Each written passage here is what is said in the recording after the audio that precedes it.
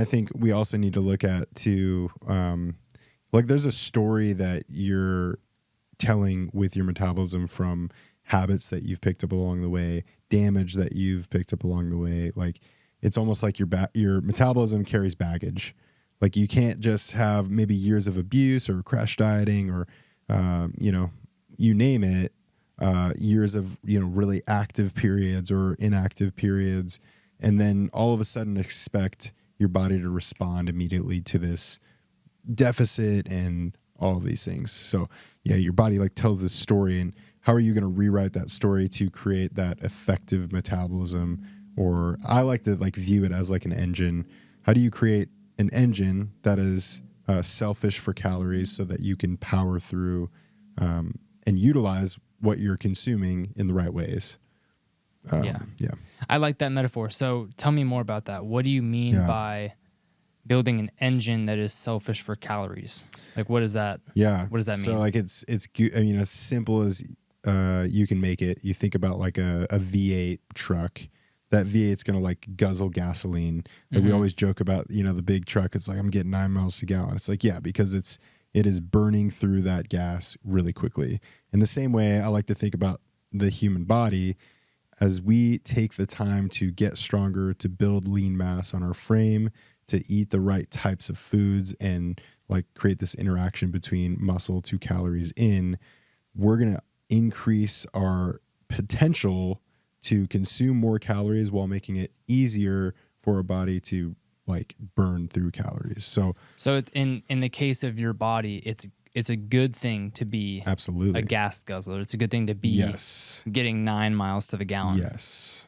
That's like insurance basically, so that if you eat a lot of calories, totally, your engine's going to burn through it. Yeah. Because in the human body, if we don't burn through it, it gets stored. Yeah. And if, we're not necessarily the perfect example, but I always like to like tell people I'm perfect. Yeah, I know.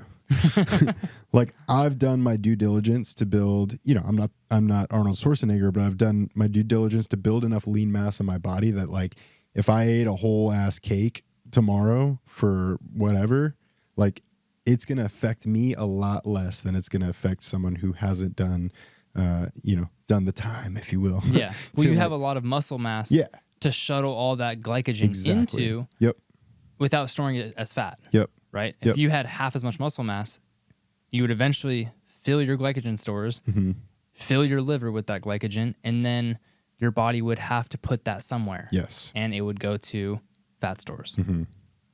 Yeah. So I think of it in, real simple metaphor, the engine. Build your engine. And for someone that's new to like a fat loss journey and hasn't spent time strength training consistently, I think that's your number one place that you start. Especially like with a lot of my clients, like when they come in, the first thing that we're doing is not getting them into a calorie deficit, getting them on a in-body scale and making it a goal to like shed a bunch of weight. Like unless that is a really, really dire need. Yeah, unless they're very overweight. For most people, it's let's spend time building muscle. Let's spend time building consistent habits around strength training and then feed your body. Like I'm going to give you suggestions of what to eat. I'm not going to give you the exact guidelines of like your day-to-day meal plan from sun up to sundown. I'm going to encourage you to eat more protein. I'm going to encourage you to feed your body when you feel you're hungry. I'm going to encourage you to like not replace, but make the majority of your foods like whole single ingredient foods. So you're getting quality ingredients.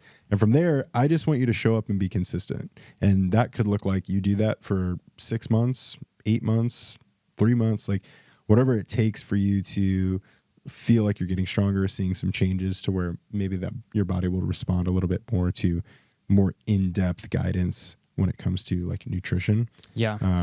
But yeah. So for most people, for you, step one is if you're looking at a long-term plan, a long-term strategy to be successful with your fitness journey, with your health and weight loss journey, step one is not eat celery for every meal. Absolutely and not. Run 5 miles a day. Yeah. Okay, because what happens when we do that? You were just talking about building your engine.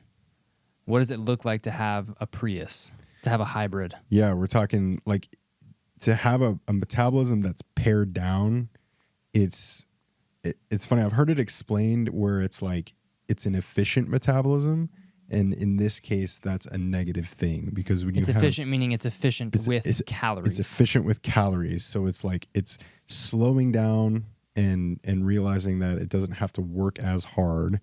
So you get, you know, an individual who doesn't have quite the lean mass tissue, like hasn't spent time working out, strength training, that sort of thing, and you put that person into a calorie deficit, like they're going to end up in a situation where you're going to have to take them like way, way, way down in calories to where they're really hungry. They may feel malnourished. They may feel sluggish, like tons of different responses to the body. It's going to be a poor health strategy over time. So what I'm picturing is either like your typical maybe male, middle age who works in an office, maybe skips breakfast, consumes a lot of caffeine throughout the day to keep them going, maybe eats a light lunch, very inactive, not consuming a lot of calories, very low lean muscle mass, so not a lot of muscle on the body, and not a lot of demand for the metabolism to be keeping up.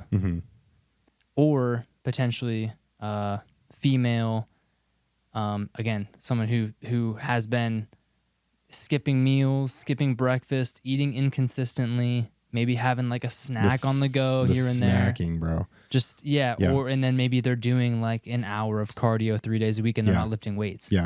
So again, someone who has trained their body to expect little food and to deal with and manage and maintain on small amounts of calories.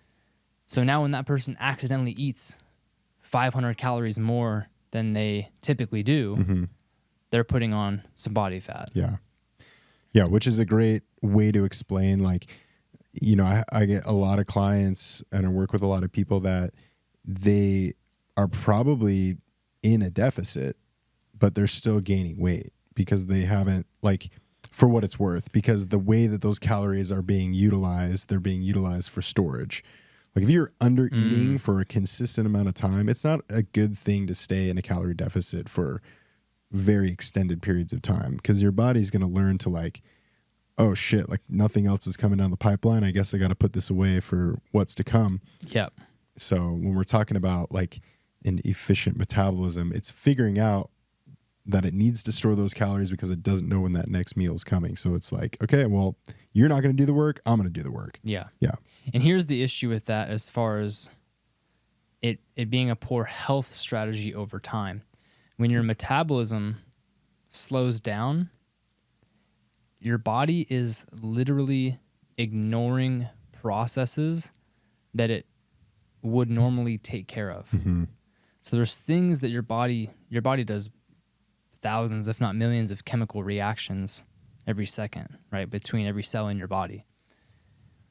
Those things take energy. Those things take cellular energy, right? So your body uses your calories, your food, to create what's called ATP, which is energy at the level of the cell. And then, then your cell is using that energy to do whatever functions it needs, right? Your body has to replace cells. Your body has to turn over new skin cells, new muscle tissue, new bone. Every year, it's estimated that every year, almost every cell in your body has been overturned. So you're like a completely new physical version of yourself. Sure. Does that make sense? Yeah. But it takes energy and it takes raw materials to do that. Yeah. Right? So what happens is when the metabolism slows down, those processes slow down. Yes. So your body isn't keeping up with repairs. That's why when someone has a slow metabolism, they get a cut on their leg and it takes 2, 3, 4 weeks to heal. They get injured, it takes so much longer for them to heal than someone who has a fast metabolism, because your body is using the energy that you're providing it readily to do whatever it needs to do. This is why, like, kids, a kid gets a cut on their arm, like 4 days, it's freaking gone. It's like it was never even there. Right? Their metabolisms are cooking. So as far as being in a calorie deficit, long term, again, it's slowing down the processes. It's slowing down the turnover of these cells. It's going to slow down injury repair. So more prone to disease. Yeah, your immune system goes down. Yeah, like you're gonna be sick often. Yeah, you're not as robust. You're not as vital of a person.